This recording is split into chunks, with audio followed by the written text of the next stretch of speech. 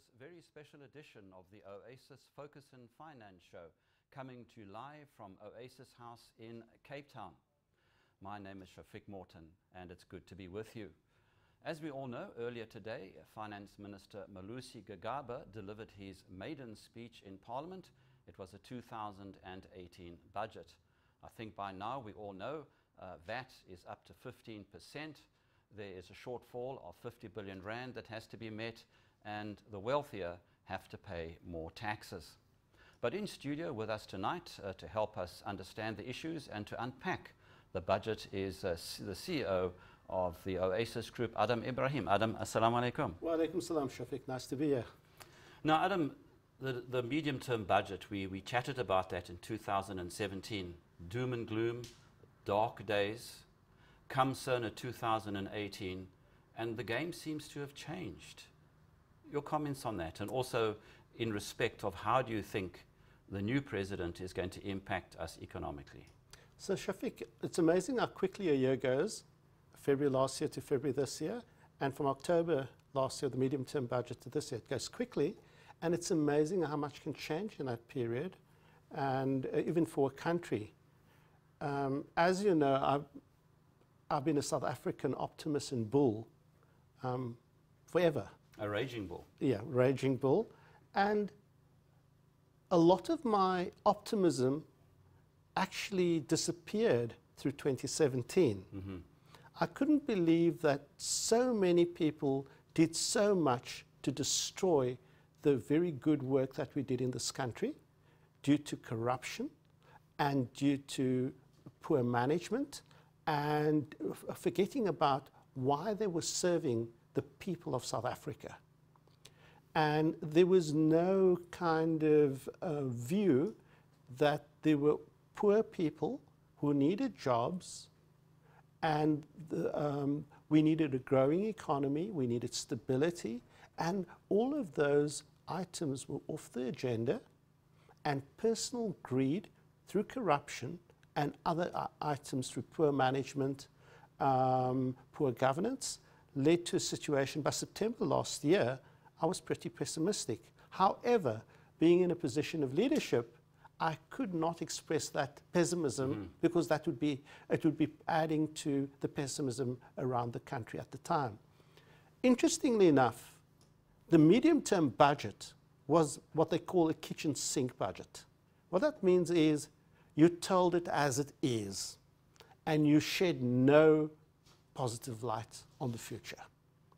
And what that did was most probably woke many, many, many people up.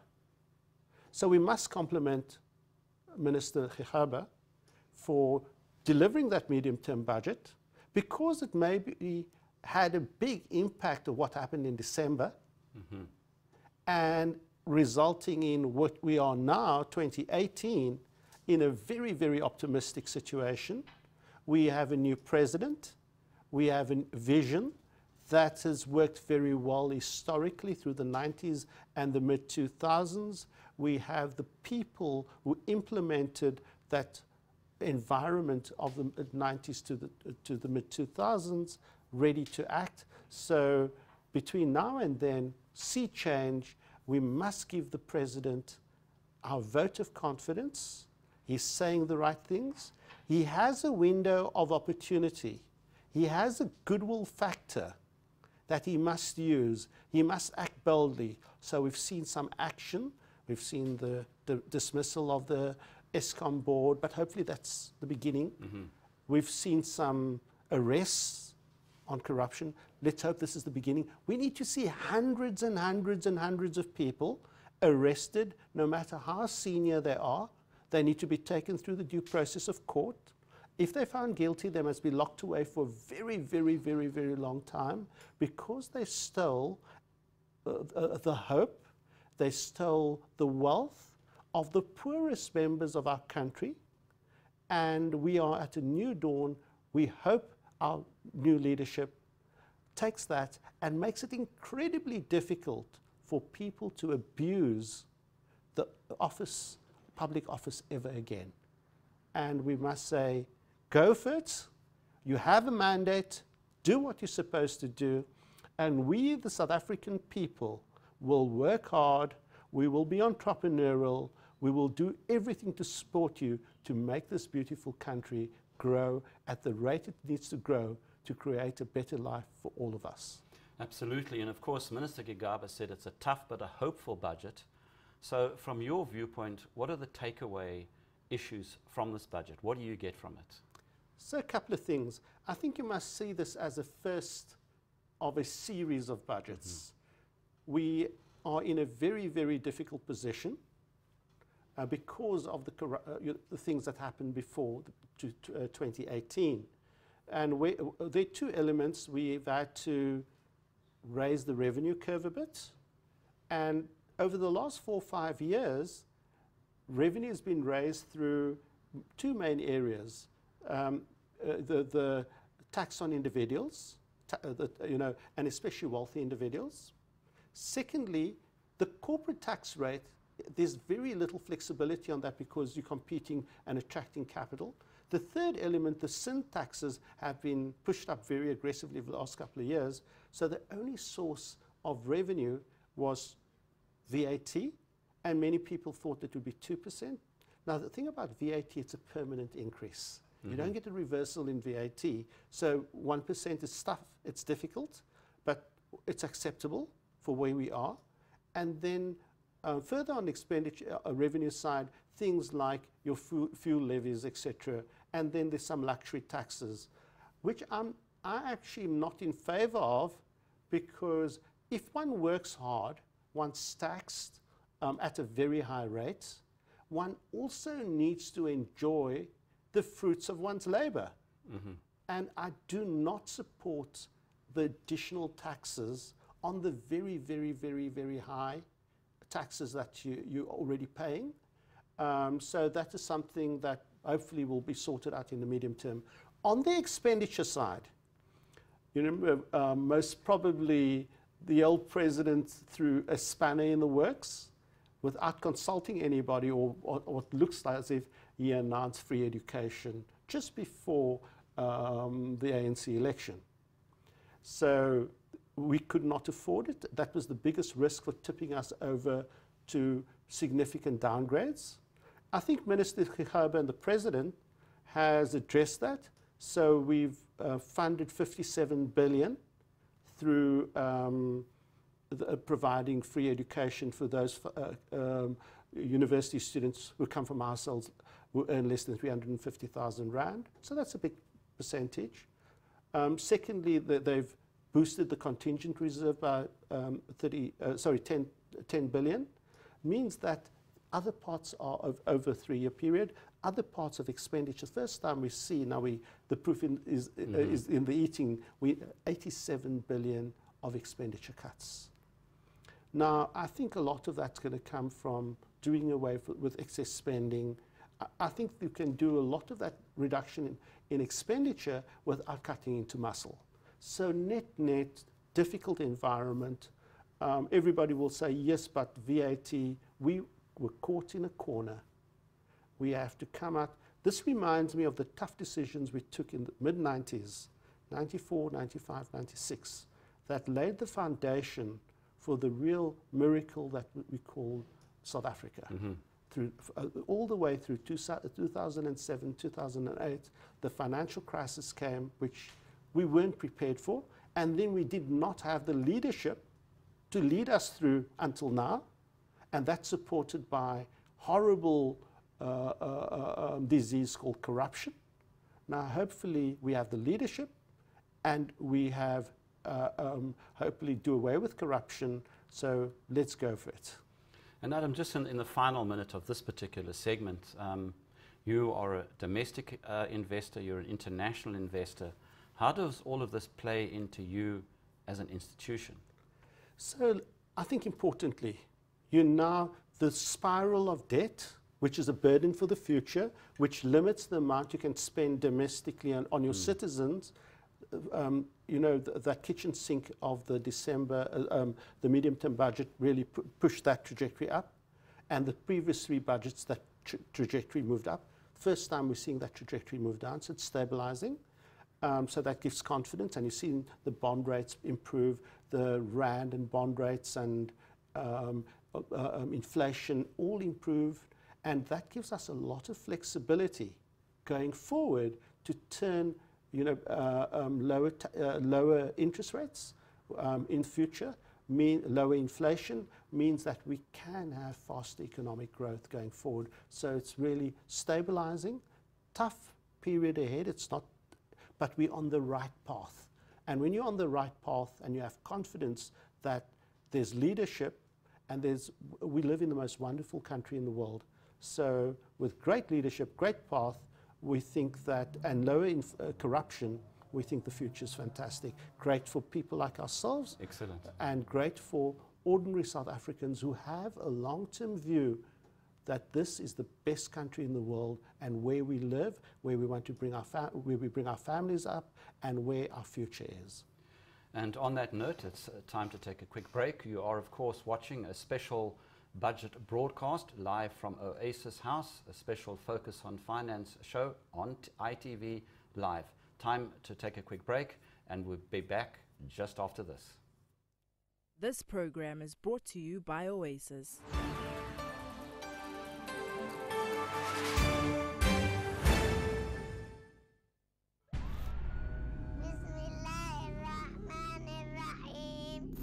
وعنده مفاتح الغيب لا يعلمها إلا هو ويعلم ما في البر والبحر وما تسقط من ورقة إلا يعلمها ولا حبة في ظلمات الأرض ولا رطب ولا يابس إلا في كتاب مبين صدق الله العظيم.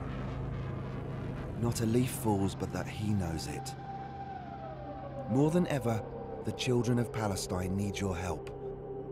Please, help orphans and children. Donate now to Islamic Relief. Shaw Mirage Travel presents the most affordable, unbeatable super economy 5-week Hajj package from 22,000 Rand per person sharing. Package includes accommodation in 5-star hotels in Makkah and Medina, ziyarats, accommodation with meals as specified, 5 days of Hajj escorted and guided by our expert team and ulema. Call Durban on 031 208 4222, Johannesburg 011 492 1944, or Cape Town on 021 526 1327, or visit us at miragetravel.co.za. Show Mirage Travel, you deserve the best. Park Avenue Stationers, your office supply specialist. Home to friendly staff and unbeatable prices. We are situated in Fordsburg Garden Route, Plettenberg Bay and Cape Town, and offer a next day delivery service. We are stockist of all office and school stationery, art supplies, printers, cartridges and toners, including a wide range of fine writing pens such as Parker and Cross. We provide a wide range of printing, branding, name badges and engraving. We are also proud to boast our in-house rubber stamp department, where we offer rubber stamps while you wait. Carpet City has been installing musalla carpets in masjids, madrasas and jamaat khanas for over 15 years, providing a complete turnkey operation from design and color choices to installation and after-sales service. We have an extensive range of designs and colors to match your taste. Let our professional team assist you in choosing a musalla that suits your budget. We service clients across the country. Call us now for a free, no-obligation quote on 021 633 8222 or email us carpet@mweb.co.za. Carpet City, your professional musalla carpet company. Camanitos Pasta and Pizzeria Summer Happiness. Get 2 large pizzas plus a 2-liter Coke at 149 rands 90 excluding gourmet, or 3 large pizzas and get a 2-liter Coke at 9 rands 90 for only 199 rands 90 excluding gourmet. Call us on 031 207 1251.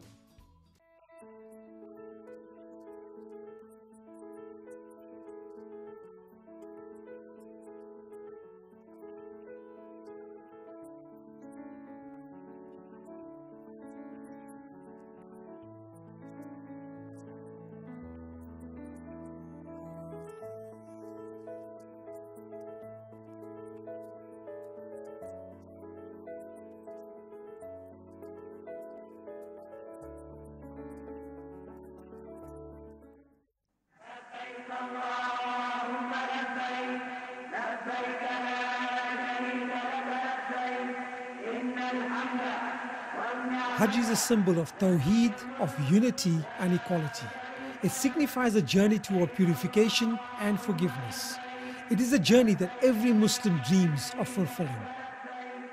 Now you can turn this dream into a reality with the Oasis Crescent Hajj policy, the purest of investment for the purest of journeys. Speak to an Oasis financial advisor and let us assist you with a financial plan to fulfill the fifth pillar of Islam. Contact Oasis on 0860 100 786.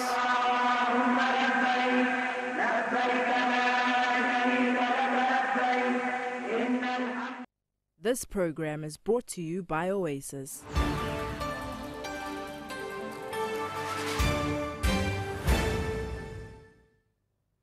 And welcome back to this special budget edition of the Focus and Finance Show, coming to you live from Oasis House in Cape Town.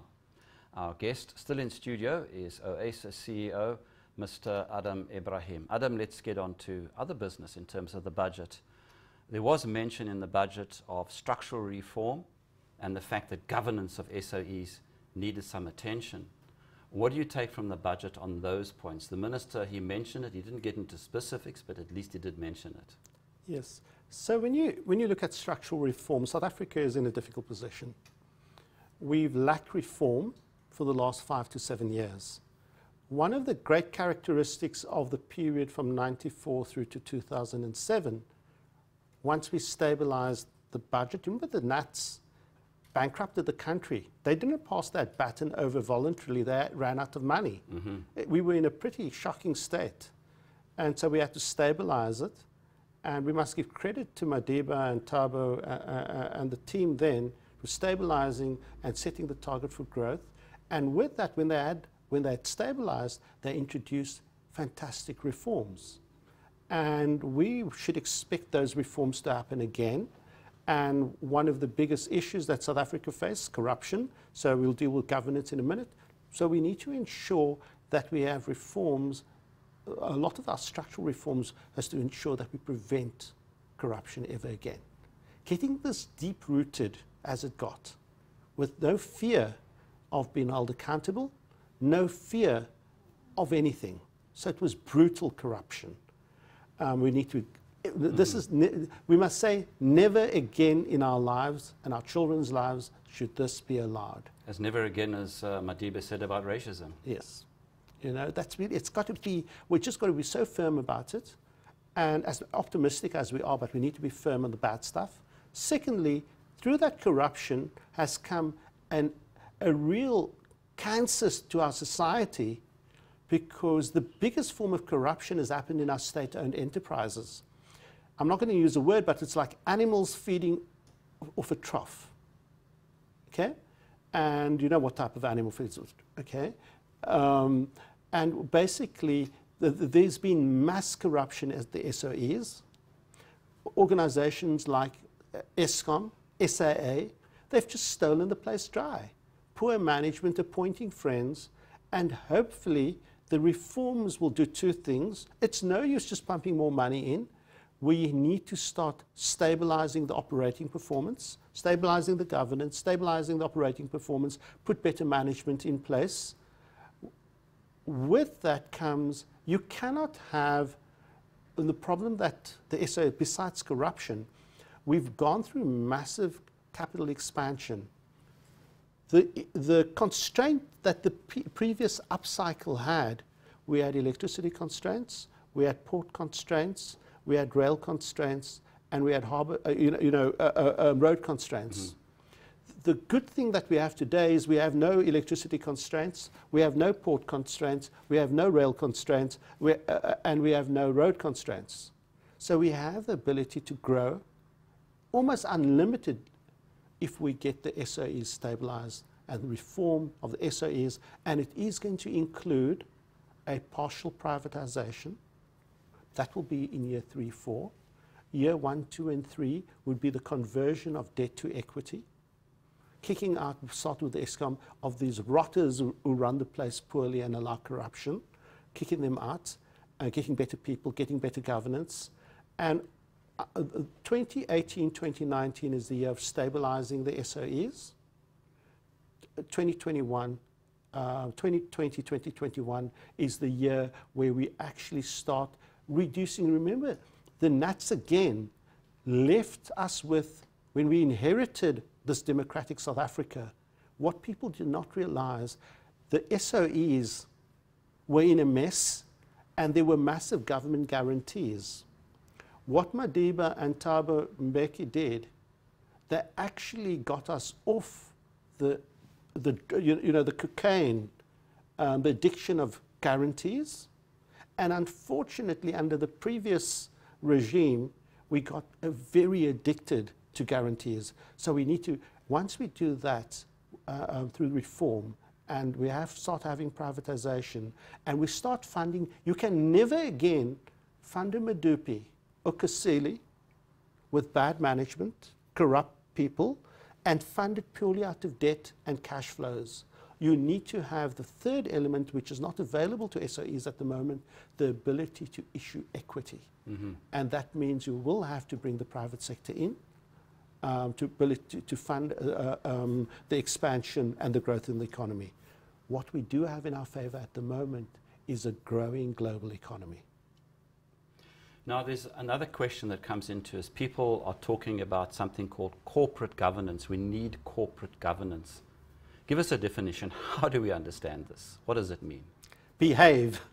Okay. As simple as that. Do not take what's not yours. As a Muslim, if you have an amana, you have to look after it, mustn't you? Absolutely. If you do anything to take from that gift that was given to you by God, to take from it for your personal, for your friends, or if you don't apply your mind to making decisions, those are all governance issues. So governance, firstly, as a human being, as an individual, we taught that at home. Do not take what is not yours. Okay? If you've been given the respect at Amana to look after the affairs of others in public interest, then do your very best to ensure that you do that, you apply your mind to the best decisions, you don't benefit, your friends don't benefit, you get the best advice, you surround yourself by the best. Now, if you don't do that, if you start having conflicts of interest, okay, that's when corporate governance breaks down. There's no checks and balances. Okay, so this is in a corporate environment, you need checks and balances. In the public environment, you need checks and balances. And when those checks and balances break down, you have a complete collapse of corporate governance. Now, in South Africa, we had a complete collapse of corporate governance. I would say both in the public sector, SOEs, and in the private sector. And I'll talk about that in a second. Through the corruption and almost this commitment to create an environment where the incompetents manage so the corrupt could steal and destroy the hope of our country. Okay? This has actually happened in the private sector too. We've had a situation of a company called Steinhoff. Steinhoff has lost in the space through, and they say it is in the private sector, they always call corruption and fraud a lone wolf. Now, if governance will never allow a lone wolf. Never. So if it was a lone wolf, then all those people failed in their due diligence and their diligence applying their mind. So Steinhoff lost through and it's not over yet, it must probably lose. So far, the losses are 260 to 280 billion rand. Now, ouch. That is an awful lot of money. It's going to most probably end at about 325.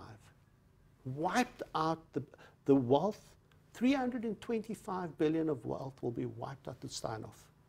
There's another company, Resilient, a property company. It's a combination, poor governance. From December to now, they've wiped off 160 billion rands of value. Now you add that to the Steinhoff, you're talking about 430, 440 billion of wealth of this nation that has been destroyed through poor governance. You do not see the same attention to detail by the opposition parties, to the detail they put down. I'm not protecting Nkandla, but when we talk about corruption, poor governance, we must be diligent throughout the value chain, whether it's our friends, whether it's the public sector, or whether it's the private sector. So we need tighter corporate governance. Firstly, taking responsibility. If you've given authority, you need to comply with the rules and regulations. You need to have segregation of functions. You've got to have proper due diligence. You have to have independent oversight. All of those things only work. You can have all of that, but if you have dodos in the value chain, so you can tick the box, and that is one of the deficiencies of the King Code, which everybody subscribes to, which I don't believe is correct. It is creating an environment where you just tick the box. I've got somebody, he's got a BA from in whatever, he's got no experience, and he's going to be our chief technology officer. He's got no experience. He's got no chance of success.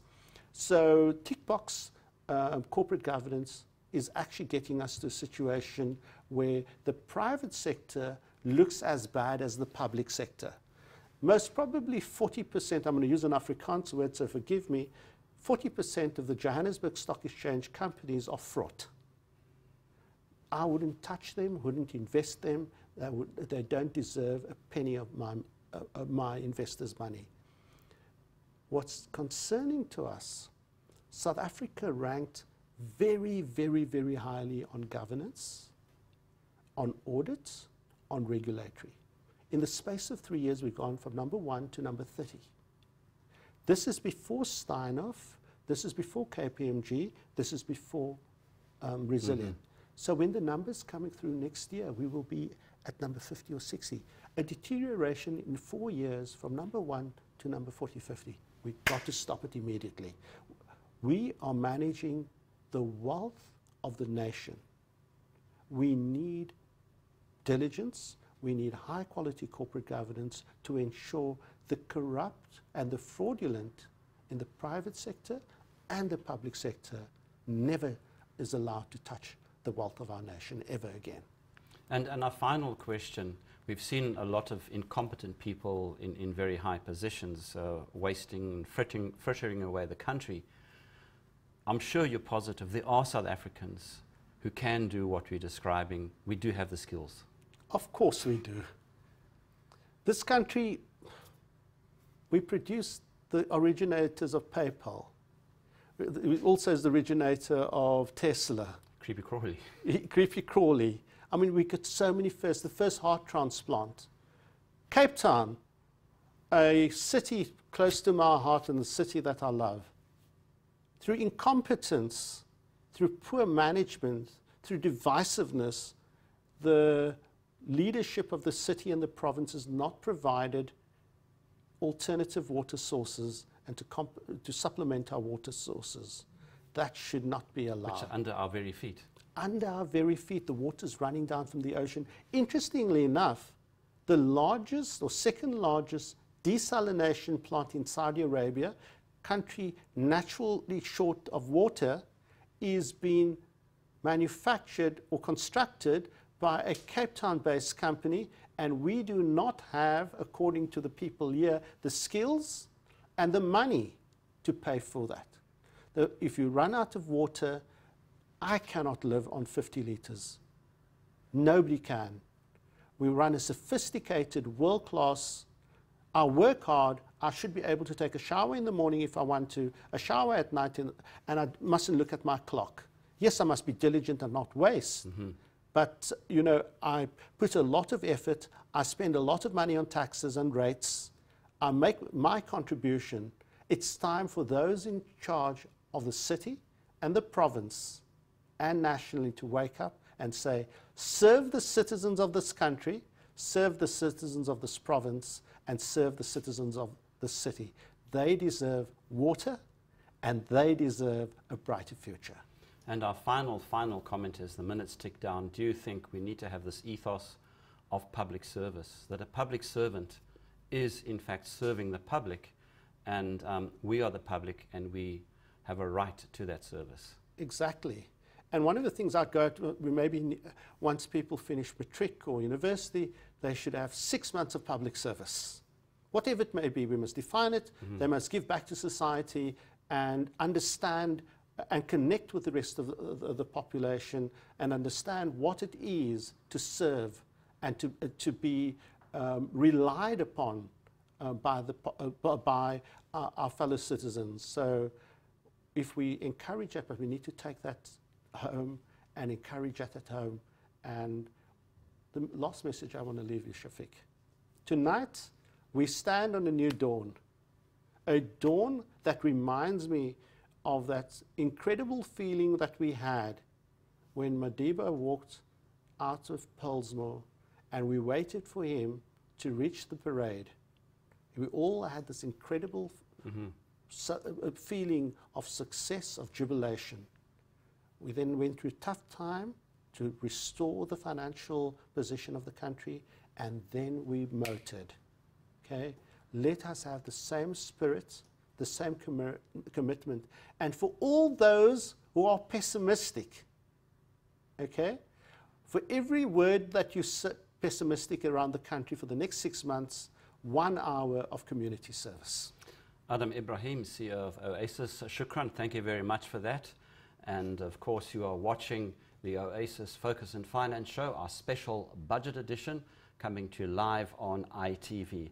Adam is going to leave us now, and after the break we've got some new guests and we're going to go deeper into Budget 2018. Don't go away. This program is brought to you by Oasis.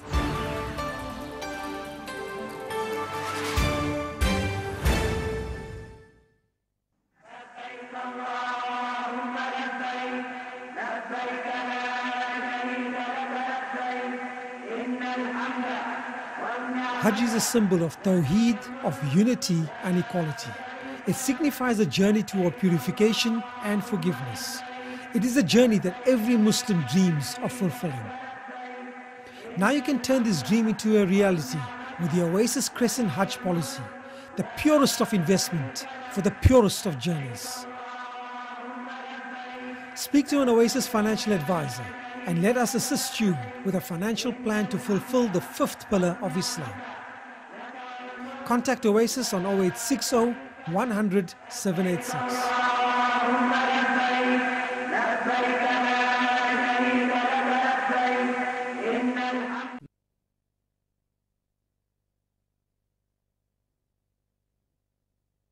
This program is brought to you by Oasis.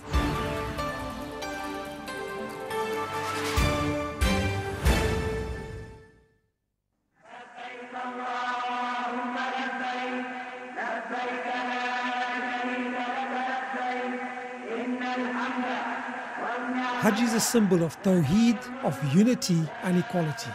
It signifies a journey toward purification and forgiveness. It is a journey that every Muslim dreams of fulfilling. Now you can turn this dream into a reality with the Oasis Crescent Hajj policy, the purest of investment for the purest of journeys.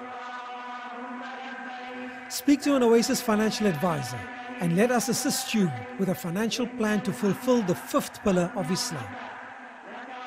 Contact Oasis on 0860 100 786.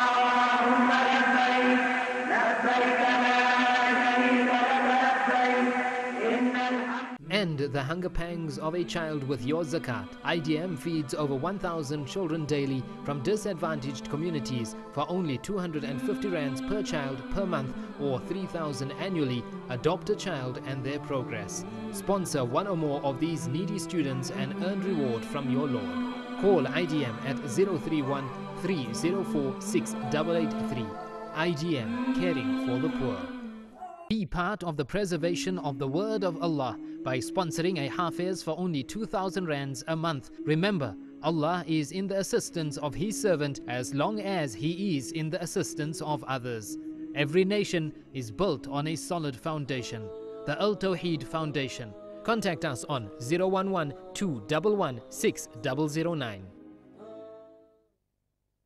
Madrasatul Medina is helping our Muslim youth combat the challenges of gangsterism, drug addiction, teen pregnancies, lack of Islamic education and a decline in madrasa attendance. We offer madrasa classes for high school learners, distribute translation Qurans at high schools, invite high school learners to madrasa, arrange Islamic youth camps for high school learners, mother-daughter bonding workshops, career days and much more. Madrasatul Medina, taking Islam to our high schools, within our communities. Take on the challenges together with us. For our Muslim youth, contact us today. Life's most persistent, urgent question is, what are you doing for others? A man's true wealth is the good he does in this world. The Mustadafin Foundation feeds 15,000 people a day with your donations to reduce the amount of children who go to bed hungry. How can you help? By sponsoring a pot of food at 2,800 rands or sponsor a parcel at 400 rands. The Mustadafin Foundation. If every man helps his neighbor, then who will need help?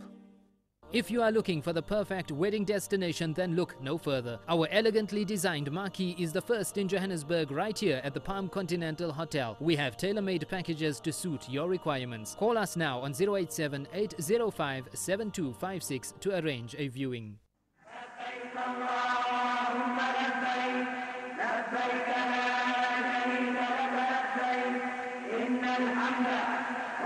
Hajj is a symbol of Tawheed, of unity and equality. It signifies a journey toward purification and forgiveness. It is a journey that every Muslim dreams of fulfilling. Now you can turn this dream into a reality with the Oasis Crescent Hajj policy, the purest of investment for the purest of journeys. Speak to an Oasis financial advisor and let us assist you with a financial plan to fulfill the fifth pillar of Islam. Contact Oasis on 0860 100 786.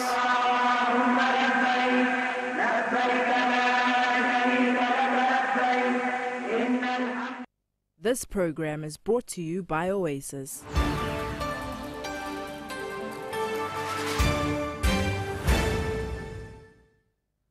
Assalamu alaikum and welcome back to the special live edition of the Focus in Finance show, coming to you from Oasis House in Cape Town. And of course, we're talking about 2018 budget delivered earlier today by Finance Minister Malusi Gigaba. At this stage of the show, we're joined by Matthew Sharrett and Michael Swingler from the team. Guys, welcome. Thank you. Thank you very much, Shafiq.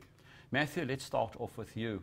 Tell us something about the key tax measures mentioned by the minister as opposed to government spending. How do we understand that particular equation? Well, at the end of the day, the government, or at least the finance minister, took the steps of consolidating the public finances by mainly relying on higher taxation. In terms of the taxation measures that were implemented, the key measure was the increase of VAT. We've spoken about that already, 1 percentage point to 15%.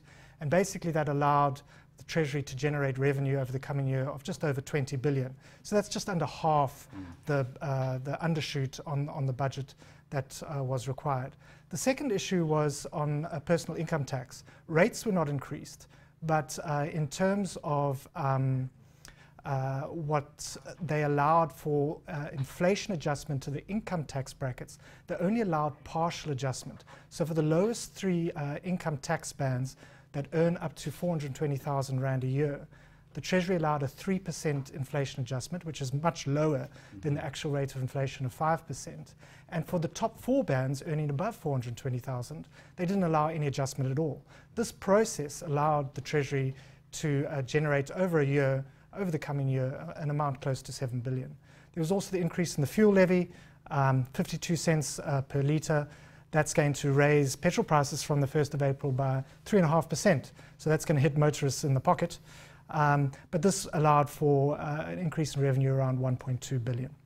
On the expenditure side, the main development we saw was actually the allocation of 55 billion rands to higher education. So to allow for free tuition fees for first-year university students who come from households that earn less than 350,000 a year. That allocation was made possible because the Treasury is cutting departmental spending budgets by an amount of 85 billion over the next 3 years. That's a lot. That is a lot. So that's going to hit some of the goods and services that government departments provide. But this is the balance of the political priorities that the government wants to pursue. And if you look at overall expenditure growth over the medium term, over the next 3 years, the fastest growing component of expenditure is tertiary education. It's going to be increasing at an annual rate of close to 15%.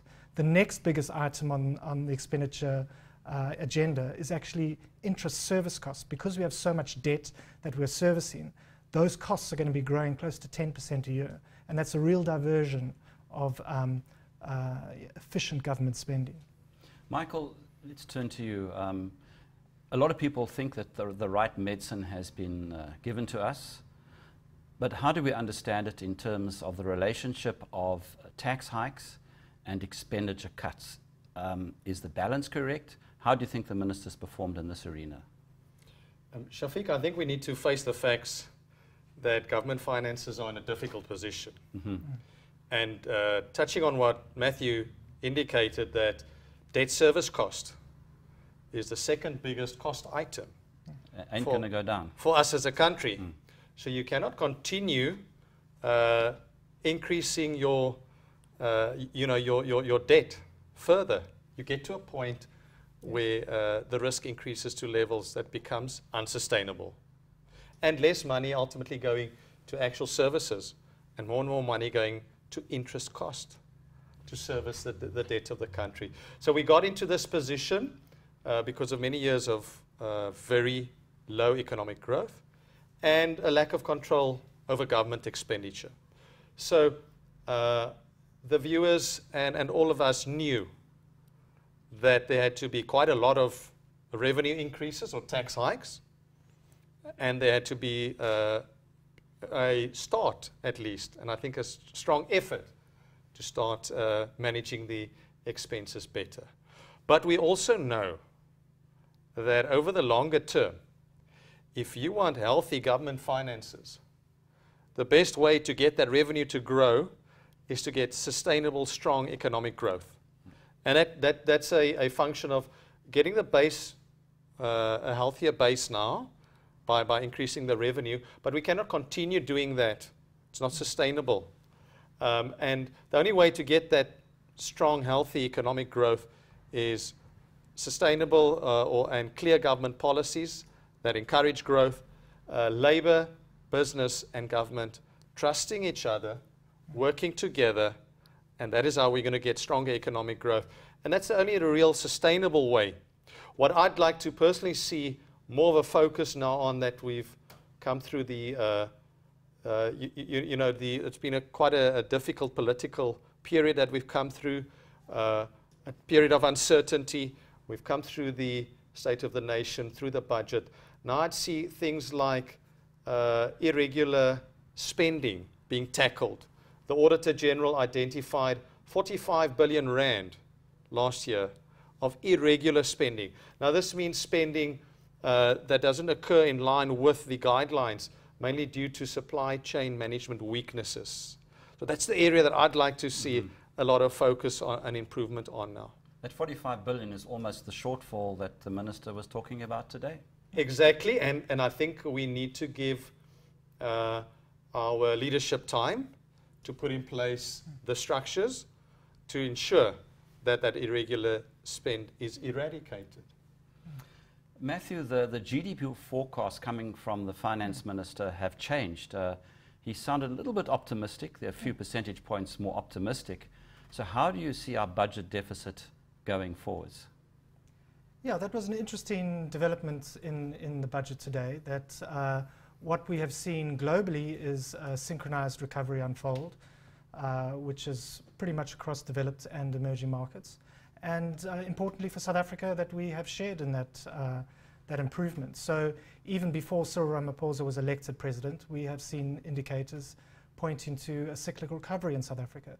So that allowed the Treasury to start on a positive footing by, as you say, allowing for an upward adjustment of near-term GDP forecasts. So for the 2018 year, for instance, they increased the forecast by almost 0.5% to 1.5%, and then next year they're looking at 1.8%, which is about 0.3 percentage points higher than it was previously. So if you look back to 2016 when we grew 0.3%, this is a very welcome outlook, a very welcome improvement. However, if you contrast that now with the targets that are embedded in our National Development Plan of 5%, I mean, those are the sorts of numbers we need to really tackle unemployment. And until we get to those sorts of figures, we're always going to struggle with unemployment. So looking further ahead, we need to see the leadership now introducing growth-enhancing measures, sticking to the National Development Plan, stabilizing the state-owned enterprises, and creating a culture of economic policy certainty. And then we should see the growth rates pick up over time. On the plus side, that means that in terms of the deficit forecast that they were making, they were allowed to project a somewhat narrower deficit. So, for instance, for the coming fiscal year, they're looking at a deficit of around 3.6% of GDP.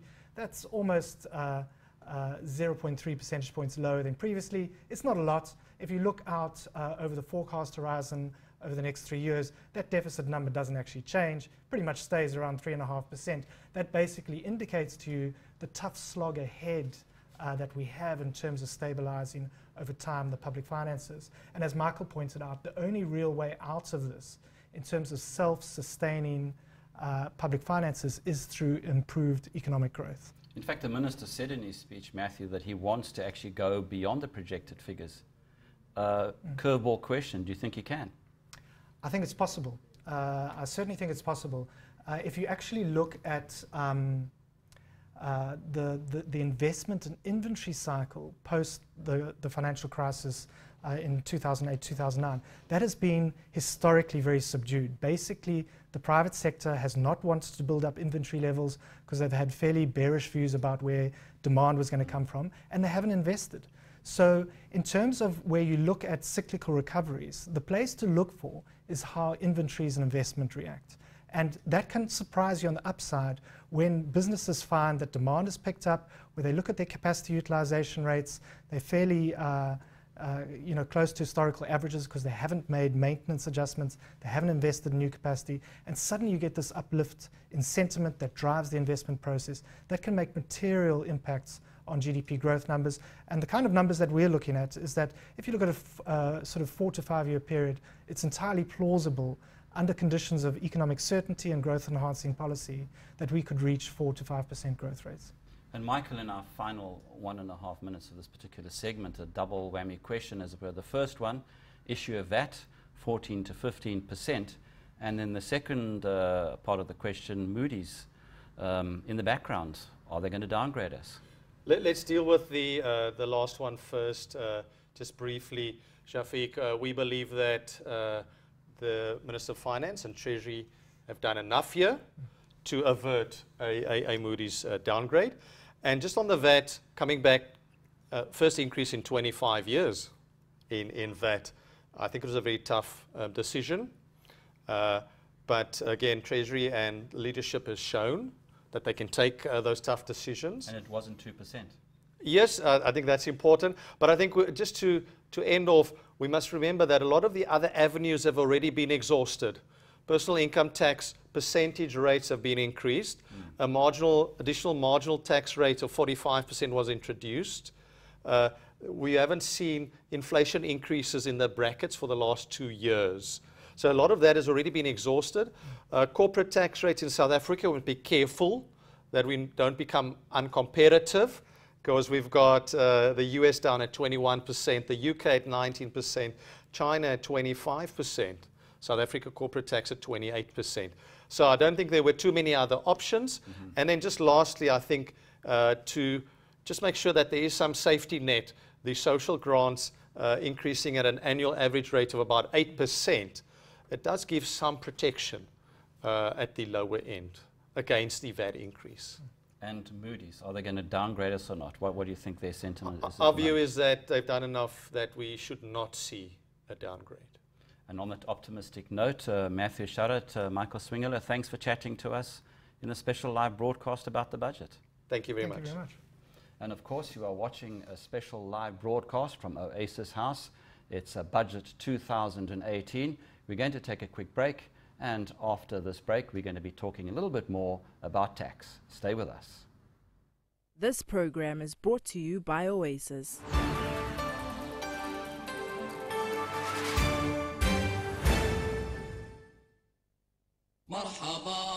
Choco Pie, premium quality marshmallow-filled chocolate biscuits worth sharing. Sharing is caring. Taste it, you'll love it. Another quality product from Marhaba Trading.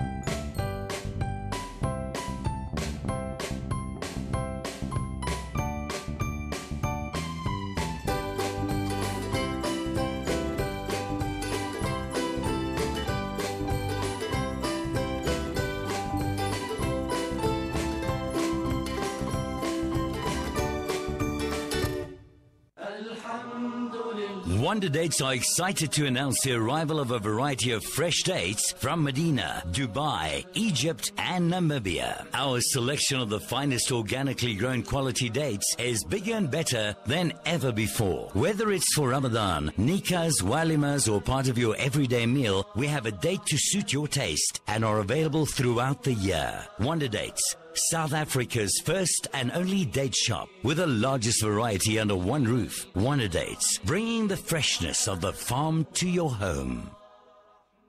Sawans, your Islamic family store. At Sawans, we have an extensive selection of products to suit your Islamic lifestyle. Break your fast with our dates. Get fitted in our latest garments. Whether for him or for her, increase your knowledge with a book or memorize Quran with an audio. Win hearts with a memorable gift. As a family, we're constantly striving to provide your family with the best quality products at affordable prices. Sawans, your Islamic family store.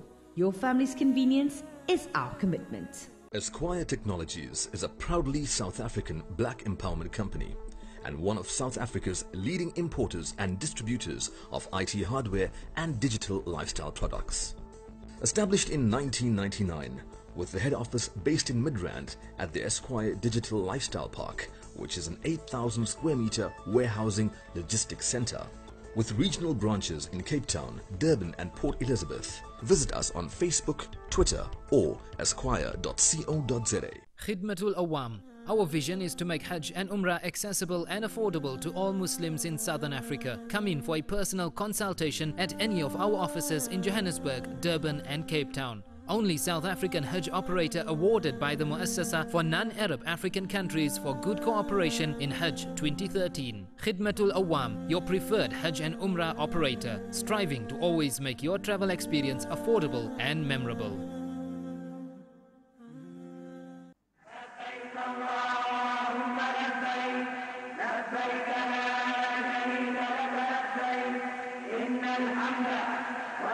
Hajj is a symbol of Tawheed, of unity and equality. It signifies a journey toward purification and forgiveness. It is a journey that every Muslim dreams of fulfilling. Now you can turn this dream into a reality with the Oasis Crescent Hajj policy, the purest of investment for the purest of journeys. Speak to an Oasis financial advisor and let us assist you with a financial plan to fulfill the fifth pillar of Islam. Contact Oasis on 0860 100 786.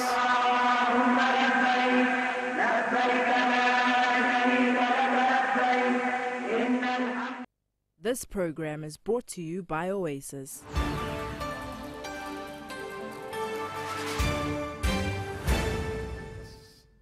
Assalamu alaikum and welcome to this, the last lap of the special live broadcast coming to you from Oasis House in Cape Town.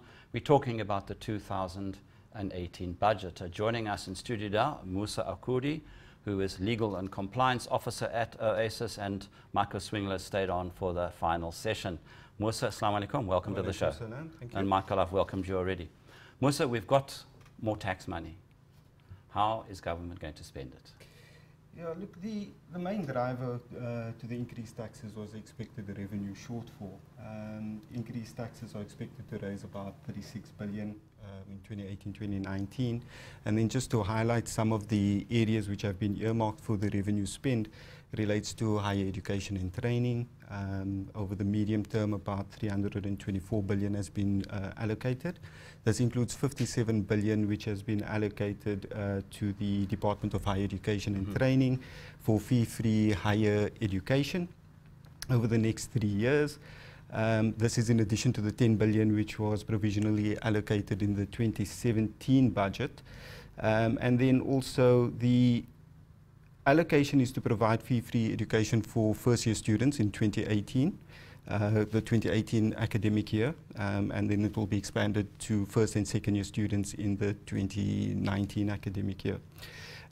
Basic education spend has been allocated 792 billion for including 35 billion for infrastructure and 15.4 billion for learner and teacher support. Support and materials.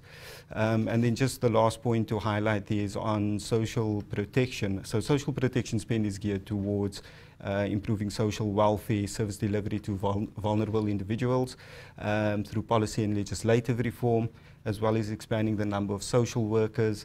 On that, the average increase is expected at about 7.9% from 193.4 billion in 2018-2019 to 223 billion by 2020-2021. And then expenditure on grants is expected to increase at an average annual rate also of about 7.9% over the medium term, reaching 189 billion by 2020-2021. Right, all the figures, all in a row, and all the ducks are lined up very nicely. Michael, we've seen a relaxation of exchange controls, a gradual one. How is this going to affect South African investors? Yes, Shafiq, if I can just use an example. So in a retirement fund, where you previously, as investment managers, we could invest 25% of a customer's portfolio globally, and that is outside of South Africa. That now increases to 30%. What that means is it increases the flexibility to diversify by currency, diversify by geography, and even by sector. So as investment managers, we now have that ability to pick some more of the best in breed global companies that are the leaders in their sectors. Ultimately, diversification reduces risk and volatility for our clients. Musa, tell us something about tax morality. Is it as simple as me paying my taxes on time? What is it? Look, I think given the events of recent weeks and actions taken by government, including the launch of the inquiry into state capture, the reconstitution of the Eskom board, these are all strong indications that there's been a change of stance from recent years, and this could increase investor as well as taxpayer confidence. So, in addition, also, President Ramaphosa he indicated he intends establishing a commission of inquiry into the functioning and governance of SARS. With the objective of improving SARS accountability and strengthening the operational independence of the tax ombud. So these things, increase the investor confidence, would lead to economic growth, job creation, and therefore expand the tax base. And then also the checks and balances should enhance the efficiency of the fiscus and lead to increased taxpayer confidence. In turn, taxpayer confidence, would increase, I suppose, or facilitate the collection of taxes. So I think that the issue of tax morality, if all of these things are taken into account, would in essence answer itself, and would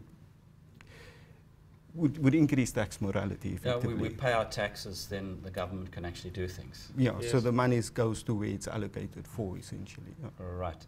Now, Michael, the final point, how do you think all of this, what we've been discussing this evening in terms of the budget speech and the new optimism, how does this affect us as investors? How would it affect us if we're thinking about investing in this current climate? Shafiq, as we've indicated throughout the evening, a tough budget, but it stabilizes the government finances. Now we need improvements in policy, we need improvements in government spending and control over government spending. if you look at it from a savings perspective, the principle still applies. That if you've got that long-term investment objective, you have to save consistently over time and on a regular basis. So you need to use also tax-efficient savings products. So Oasis would have Sharia-compliant, tax-free savings products, retirement products, and endowment products, all that have tax advantages. And if you save consistently over time, through tougher economic periods, still make sure that you're saving consistently over time. That is how you achieve your investment objectives. So investment is a long-term project. Exactly. Gentlemen, Michael Swingerle, thanks for chatting to us. Musa Okudi, thanks for visiting us in studio as well. Thank you. Thank you very much, Shafiq. And on that note, we conclude our special edition of the Focus on Finance show, coming to you live from Oasis House in Cape Town. We were having a look at Budget 2018, delivered by Finance Minister Malusi Gigaba. Should you wish to contact Oasis, you can email info@oasiscrescent.com, or you can call 0860 100 786.